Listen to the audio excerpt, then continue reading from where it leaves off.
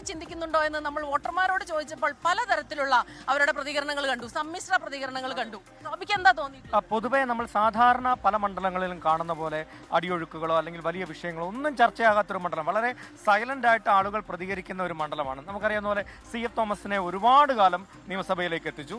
അതോടൊപ്പം തന്നെയാണ് ഇപ്പോൾ ജോബ് മൈക്കിൾ കഴിഞ്ഞ തവണ ഒരു 6000 വോട്ടിന് ഒരു അട്ടിമറി വിജയം, അതായത് കേരള കോൺഗ്രസുകൾ തമ്മിലുള്ള ഒരു പോരാട്ടമാണെന്ന് വേണമെങ്കിൽ പറയാം, അതിൽ അവർക്ക് ജയിക്കാൻ സാധിച്ചു. അതായത് എന്താ പറയുന്നതെന്നോ ഇത്ര പ്രധാനമന്ത്രി പോകേണ്ട സ്ഥലത്ത് പ്രധാനമന്ത്രി പോയി.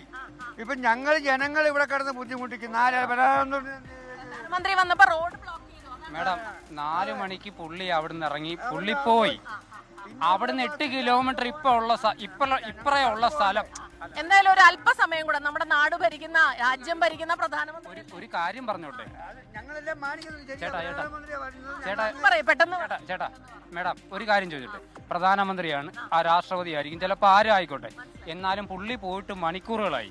8 കിലോമീറ്ററുള്ള ഇപ്പോഴുള്ള സ്ഥലം എന്തിനാണ് ബ്ലോക്ക് ചെയ്യണത്? ചേട്ടാ, അദ്ദേഹം ഇപ്പൊ തന്നെ തിരിച്ചു വന്ന് പോകുമ്പോ ഈ റോഡ് ബ്ലോക്ക് ഒക്കെ മാറും. വേറൊരു കാര്യം ചെയ്യട്ടെ, കാര്യോട് ചോദിച്ചോട്ടെ. വോട്ട് ഇവിടെ തന്നെ ചങ്ങനാശ്ശേരി. അത് UDF അപ്പൊ ഇത്തവണ സിറ്റിംഗ് MLA ഈ പ്രാവശ്യം വിനു ജോബ് ഇവിടെ ജയിപ്പിക്കും, MLA വരികയും ചെയ്യും. ജോബ് മൈക്കിൾ നല്ലൊരു മനുഷ്യനാണ്.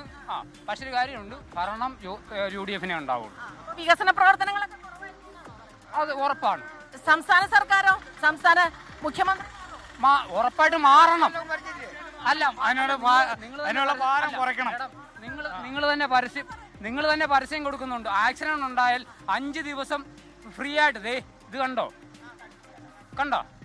20 ദിവസമായി. ഞാനൊന്ന് ടോബിയോട് ചോദിക്കട്ടെ. ടോബി ഇപ്പൊ അവരവരുടെ ചില പ്രശ്നങ്ങളൊക്കെ പറയായിരുന്നു. നമ്മള് സ്വാഭാവികമായിട്ടും ജനങ്ങൾക്കുള്ള ചില പ്രതിഷേധങ്ങൾ അത് അവർ പറയുകയായിരുന്നു. നമ്മളെ സ്ഥിരം വാച്ച് ചെയ്യുന്ന 24 കാണുന്ന ആളുകൾ കൂടിയാണ് അവര്. അപ്പൊ നമ്മൾ പറഞ്ഞു വന്നത്, ഇപ്പൊ കണ്ടില്ലേ, ചിലരെങ്കിലും പറയുന്നുണ്ട് ഒരു യുവാവ്, ഒരു യുവനിരയിലേക്ക് അദ്ദേഹം വരണം, അദ്ദേഹം തദ്ദേശ തെരഞ്ഞെടുപ്പിൽ ജയിച്ചു വന്നയാളാണ്, അദ്ദേഹത്തിനോടൊരു സ്നേഹവും വാത്സല്യവും ഒക്കെ ഉണ്ട്. അപ്പൊ തീർച്ചയായിട്ടും അതിനൊരു വലിയ സാധ്യതയുണ്ട്. പക്ഷെ അപ്പോഴും ഒരു പെയ്ഡ് സീറ്റ് എന്നൊരു ആരോപണം UDF-നുള്ളിൽ ഉയർന്നു വന്നിരുന്നു ഈ ജോബ് മൈക്കിൾ. പക്ഷേ അദ്ദേഹം അത് പൂർണ്ണമായിട്ട് തള്ളിക്കളയുന്നുണ്ട്. സ്ഥാനാർത്ഥി നിർണ്ണയത്തിൽ അവസാന ഘട്ടത്തിൽ വിജയലാലി എന്ന് പറയുന്ന ആളായിരുന്നു സ്ഥാനാർത്ഥിയാണ്. പക്ഷേ അവസാന ഘട്ടത്തിൽ അവരുടെ ഒരു സ്ഥാനാർത്ഥി നിർണ്ണയത്തിൽ വിനു ജോബിനെ സ്ഥാനാർത്ഥിയാക്കുകയായിരുന്നു. ആ ആരോപണം പൂർണ്ണമായും അടിസ്ഥാനരഹിതമാണെന്ന് പാർട്ടി തന്നെ വ്യക്തമാക്കി.